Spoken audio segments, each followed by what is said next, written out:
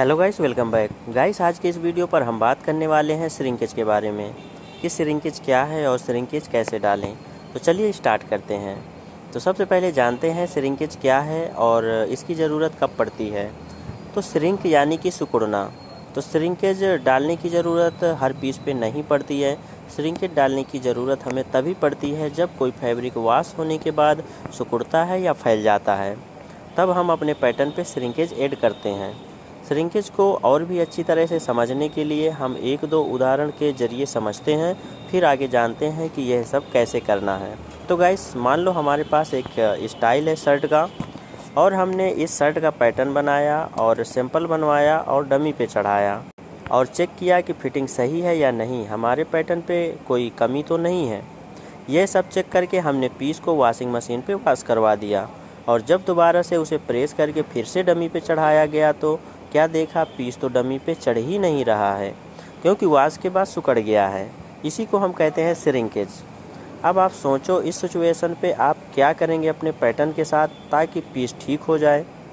तो इस परिस्थिति में हमारे पास दो विकल्प होते हैं, या तो फैब्रिक को पहले वॉश करवा दें और बाद में कटिंग करवा कर सिलवाया जाए, या फिर पैटर्न को सुधारा जाए। अब आप ही बताओ आसान क्या है, पूरे फैब्रिक के थान को वॉश करवाना या फिर पैटर्न पे सुधार करना। तो यहाँ पर जो आसान है वह है पैटर्न पे ही कुछ सुधार करना, क्योंकि इसमें सिर्फ एक आदमी का ही समय कुछ ख़राब होगा, लेकिन जहाँ बात होगी फैब्रिक वॉश की तो पता ना कितने लोगों का समय और कितना पानी, कितना बिजली का नुकसान हो जाएगा। क्योंकि एक दो पीस बनाने के लिए तो पॉसिबल है, लेकिन प्रोडक्शन के लिए नहीं। तो गाइस, श्रिंकेज कुछ इस तरह के फैब्रिक में डालने की ज़रूरत पड़ती है, जैसे कि कॉटन, हौजरी, लीलन या फिर और दूसरे फैब्रिक हो सकते हैं। और यह ज़रूरी भी नहीं है कि जो मैंने ये 3 फैब्रिक के नाम बताए इनमें श्रिंकेज डालना ही पड़ेगा, लेकिन अधिकतर ऐसे ही फैब्रिक श्रिंक होते हैं। इस वीडियो पर हमारा मतलब फैब्रिक को समझना नहीं है, बल्कि श्रिंकेज क्या है और कैसे डालते हैं यह जानना है। तो आपने यह जान लिया कि श्रिंकेज क्या है और अब जानते हैं श्रिंकेज कैसे डालते हैं। तो आपको मैं इस वीडियो पे ओपीटेक सॉफ्टवेयर के अंदर श्रिंकेज कैसे डालेंगे वह बताने वाला हूं। तो गाइस, लेट्स गो स्टार्ट। तो यह मैंने अपने सॉफ्टवेयर को डबल क्लिक करके ओपन कर लेता हूं। ओपन हो जाने के बाद आपको अपने सॉफ्टवेयर की यूनिट चेंज कर लेना है। अगर इंच पे सेलेक्ट है तो सेंटीमीटर पे सेलेक्ट कर लेना है। मैं आपको इंच पे भी बता सकता था, लेकिन मैं आपको सेंटीमीटर पे ही बताने वाला हूँ, क्योंकि सेंटीमीटर में परसेंटेज निकालना थोड़ा आसान होता है और आप जल्दी समझ जाएंगे। और जब आप सेंटीमीटर में श्रिंकेज डालना सीख लेंगे तो फिर आपको किसी भी यूनिट पे श्रिंकेज डालना अपने आप ही समझ में आ जाएगा, चाहे इंच हो, सेंटीमीटर हो या फिर अदर यूनिट हो। तो मैं एक 25 बाई 60 सेंटीमीटर का बॉक्स ले लेता हूँ और फिर आगे का प्रोसेस समझते हैं। तो यह मैंने माउस की राइट बटन क्लिक किया और स्क्वायर पेपर लेने वाला ऑप्शन मैंने चुन लिया। उसके बाद मैंने लेंथ पे 60 सेंटीमीटर और विड्थ पे 25 सेंटीमीटर वैल्यू डाल दिया। तो यह आप देख सकते हैं मैंने एक नया पीस ले लिया है जो 25 बाई 60 सेंटीमीटर का है। और अब हम इसी बॉक्स पे श्रिंकेज डालना सीखेंगे, क्योंकि अगर मैंने कोई बना बनाया कई पार्ट वाला पैटर्न ले लिया तो मुझे ऐसा लगता है आपको समझने में थोड़ा दिक्कत होगी। इसलिए मैंने सिर्फ एक बॉक्स पे आपको समझाने की कोशिश करूँगा और आप समझने की कोशिश करें। उम्मीद है जब आपको यह समझ में आ जाएगा तो बड़े आसानी से किसी भी बने हुए पैटर्न पे श्रिंकेज डाल सकते हैं। श्रिंकेज डालने से पहले मैं एक ऑप्शन और ऑन कर देता हूं ताकि आपको और भी क्लियर समझ में आ जाए। वह ऑप्शन है track line. Track line on रहने से यह होगा कि सारा कुछ और साफ साफ समझ में आ जाएगा कि हमारा यह पैटर्न बॉक्स कितना घटा और कितना बढ़ा। तो ट्रैक लाइन चालू करने के लिए टूल्स ऑप्शन पर अपना माउस लेकर जाना है। उसके बाद एक लंबी विंडो खुल जाएगी। ऊपर से 6वें नंबर पे ट्रैक लाइन पे फिर माउस लेकर जाना है। फिर दोबारा से एक और छोटी विंडो साइड पे ओपन हो जाएगी। उसके बाद ऊपर से 3रे नंबर वाला ऑप्शन दबाकर चालू कर देना है और क्लिक करते ही वापस से हम फिर से टेबल पे आ जाएंगे। तो श्रिंकेज डालने के लिए आपको यहाँ पीस पर क्लिक करना है। क्लिक करते ही एक लंबी सी विंडो ओपन हो जाएगी। इस विंडो पे ऊपर से 7वें नंबर पे मॉडिफाई पर अपना माउस लेकर जाना है। उसके बाद फिर से साइड पे एक विंडो पॉपअप हो जाएगी। फिर उसके बाद इस विंडो पर सबसे ऊपर वाला ऑप्शन स्केल को क्लिक करना है। क्लिक करते ही स्केल की एक विंडो खुल जाएगी। अब जो भी हमें करना है इसी विंडो पे ही करना है।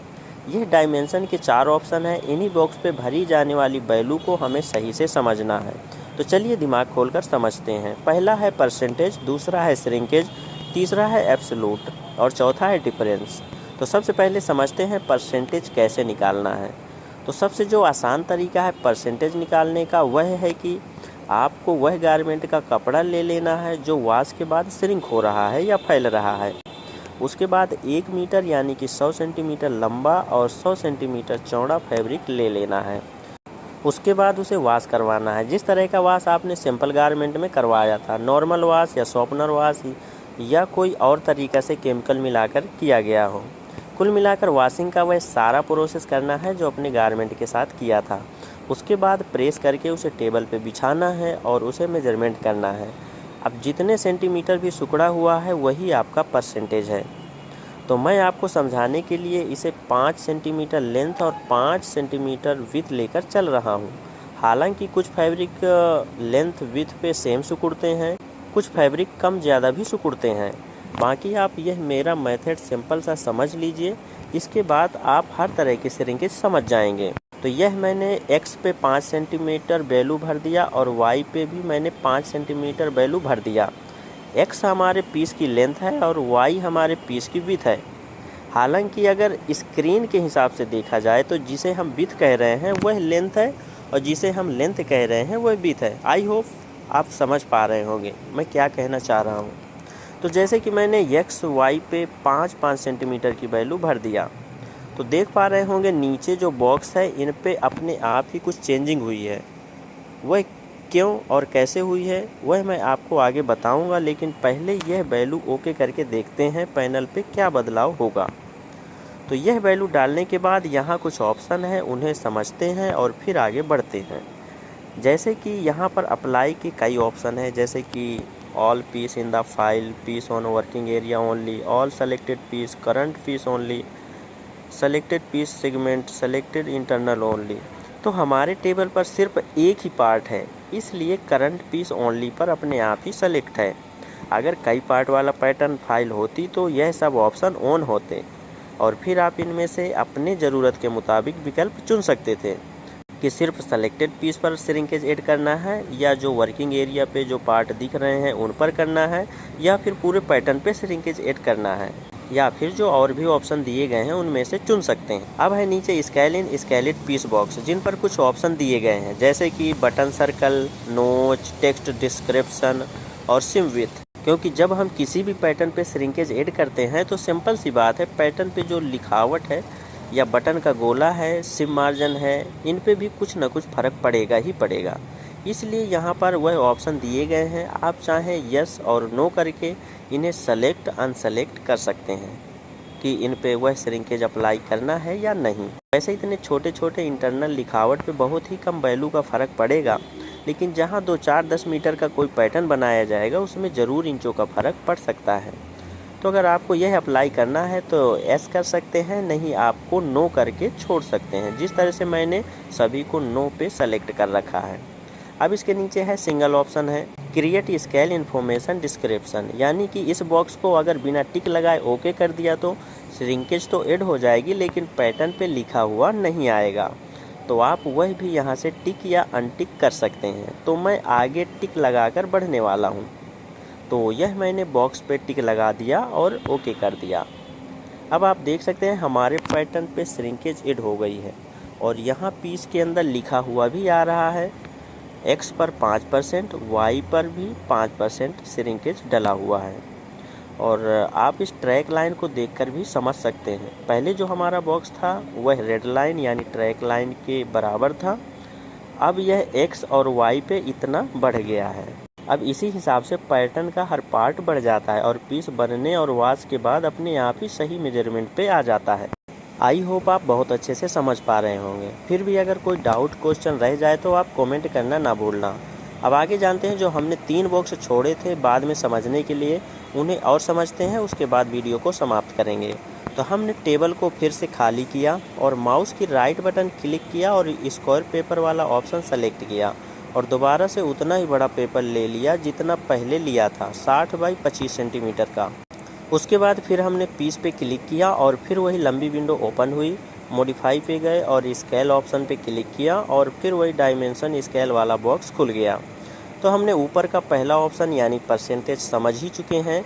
यह 3 बॉक्स को समझना बाकी रह गया था। तो इस बार ये तीनों ऑप्शन को समझते हैं फिर विदा लेते हैं। तो अब मैं श्रिंकेज पे वैल्यू भरने वाला हूँ। तो यह मैंने x पे 5 और y पे भी 5 सेंटीमीटर की वैल्यू भर दिया। भरने के बाद आप देख पा रहे होंगे फिर से सभी बॉक्स पर कुछ न कुछ चेंजिंग नज़र आई है।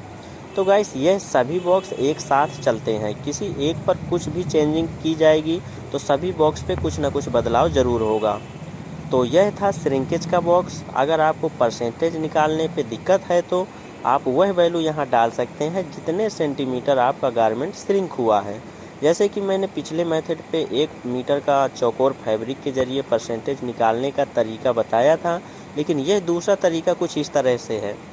मान लो एक शर्ट का पैटर्न बनाया गया और सिलाई और वॉशिंग वगैरह करवाया गया और जब नापा गया तो वह शर्ट 8 सेंटीमीटर लेंथ पे सुकड़ गई और 5 सेंटीमीटर विड्थ पे सुकड़ गई। तो आपको वही पैटर्न ओपन कर लेना है और डायरेक्ट 8 सेंटीमीटर लेंथ पे और 5 सेंटीमीटर विड्थ पे भर देना है और वैल्यू डालते ही ऊपर परसेंटेज भी आ जाएगा और श्रिंकेज भी डल जाएगा। अब मैंने आपको 2 तरीका बता दिया है, जो आपको ठीक लगे स्थिति के हिसाब से वह अपना लेना। और नीचे 2 बॉक्स हैं, एक है एब्सोल्यूट और एक है डिफरेंस। एब्सोल्यूट वाले बॉक्स पे वह वैल्यू है जो श्रिंकेज डालने के बाद टोटल पैटर्न हो रहा है। जैसे श्रिंकेज वैल्यू डालने से पहले x पे 60 सेंटीमीटर था और y पे 25 सेंटीमीटर था, लेकिन अब कितना है वह आप देख ही पा रहे होंगे। 60 वाली वैल्यू 63.3 और 25 वाली वैल्यू 26.3 हो गई है। और नीचे है डिफरेंस, यानी कि पहले पैटर्न क्या था, अब जो बढ़ गया श्रिंकेज ऐड करने के बाद उसके बीच का डिफरेंस क्या है वह दिख रहा है। जैसे कि x पे 3.2 और y पे 1.3 बढ़ गया है। उम्मीद है आप समझ गए होंगे। तो यह मैंने फिर से ओके कर दिया और श्रिंकेज ऐड हो गई है और पीस पे लिखा हुआ भी आ रहा है और ट्रैक लाइन देखकर भी समझ सकते हैं हमारा पैटर्न कितना बढ़ गया है। तो देखिए मैंने श्रिंकेज वाले बॉक्स पे वैल्यू डाला था, लेकिन पीस के ऊपर परसेंटेज वाली ही वैल्यू दिखा रहा है। तो मेरे हिसाब से परसेंटेज निकाल कर वैल्यू डालना ज़्यादा ठीक है। बाकी आप देखते रहिए और सीखते रहिए, आगे अपने आप ही समझ जाएंगे क्या आसान है और क्या कठिन है। तो मैं इसी के साथ विदा लेता हूँ और फिर मिलता हूँ अगले वीडियो में। तब तक के लिए take care and bye bye.